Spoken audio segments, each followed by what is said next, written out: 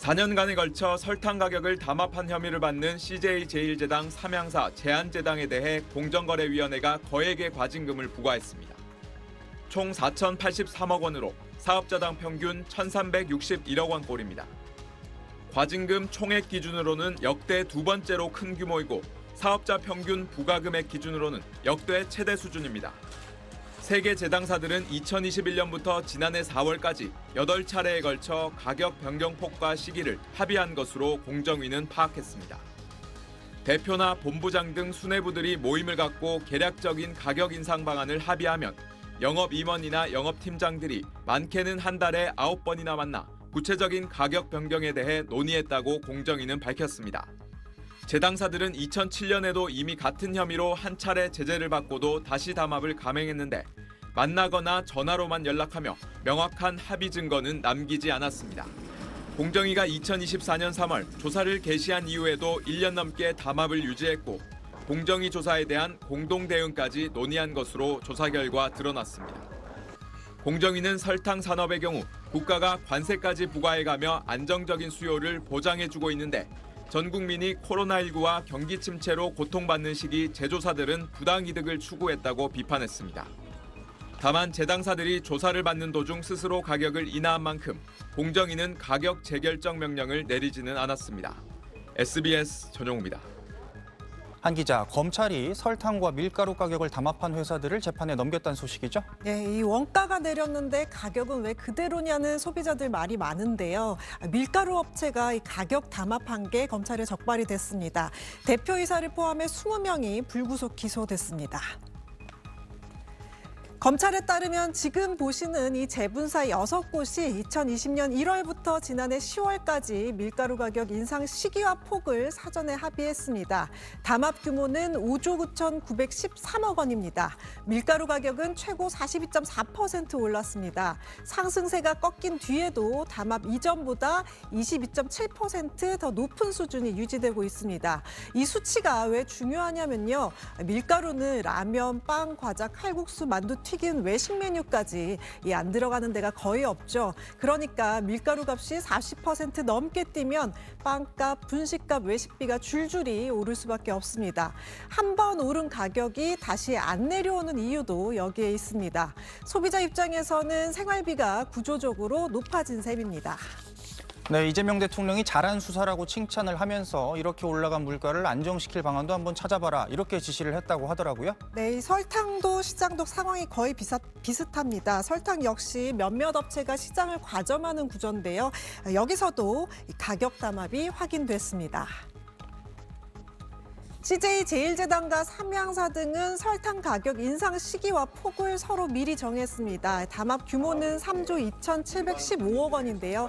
대표급 임원 일부가 구속 기소됐습니다. 검찰은 업체들이 공정위를 공선생이라고 부르며 연락을 피하고 하드디스크를 망치로 파손하라는 증거 인멸 지침까지 내렸다고 밝혔습니다. 설탕 가격 역시 담합 발생 이전과 비교하면 최고 66.7% 정도 상승했는데요. 설탕은 더 체감이 크죠. 음료, 빵, 아이스크림, 초콜릿 소스, 가공식품 대부분에 들어갑니다. 설탕 가격이 60% 넘게 오르면 이 편의점, 카페, 마트 가격이 전반적으로 뛸 수밖에 없습니다. 그래서 왜 음료 하나, 과자 하나 다 비싸졌지? 이 느낌이 생긴 겁니다. 밀가루와 설탕 담합 규모를 합치면 거의 10조 원 넘게 달하고요. 검찰은 부당이득을 각각 수천억 원대로 보고 있는데요. OECD 기준을 적용하면 밀가루 같은 경우는 약 9천억 원에 달한다는 계산이 나올 정도입니다. 결국 그 부담이 고스란히 소비자로 넘어온 겁니다. 네, 그리고 요새 김 가격이 많이 오른 모양이네요. 네, 이 마른 김 평균 소매 가격이 지난 1월 하순 기준으로 10장당 1,515원인데요.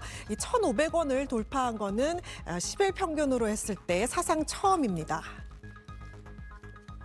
현재 가격은 2년 전보다 약 50% 오른 수준인데요. 2024년 초까지만 해도 장당 100원 수준이었는데 지난달 하순 장당 150원을 돌파한 겁니다.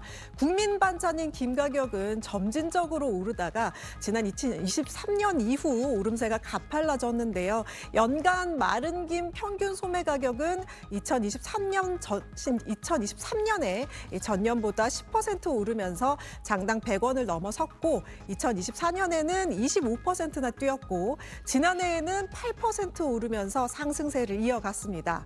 김 가격이 이렇게 오른 이유 바로 이 세계적인 김 인기 때문인데요. 김이랑 김밥이랑 해외에서 인기가 참 많았잖아요. 해외 스타들이 SNS에서 먹방도 많이 보여주면서 관심을 끌기도 했었죠. 지난해 김 수출량은 전년 대비 13.7% 많은 1억 700만 속에 육박한데요. 한 속이 100장이니까 107억 장이 해외로 나간 겁니다. 물량 기준으로 가장 많이 팔린 곳은 일본과 중국, 태국, 미국과 러시아, 대만 순이었습니다. 김 가격이 올라간 게 이 전체 수산물 가격대를 끌어올리는 효과를 내서요. 작년 수산물 물가 상승률은 5.9%로 전체 소비자 물가 상승률의 3배에 가까웠습니다. 네, 한 기자 잘 들었습니다. 오늘 국무회의에서 설탕, 밀가루 등 민생 품목에 대한 공정거래위원회 담합 조사 결과를 보고받은 이재명 대통령. 공정위 인력 문제부터 짚었습니다.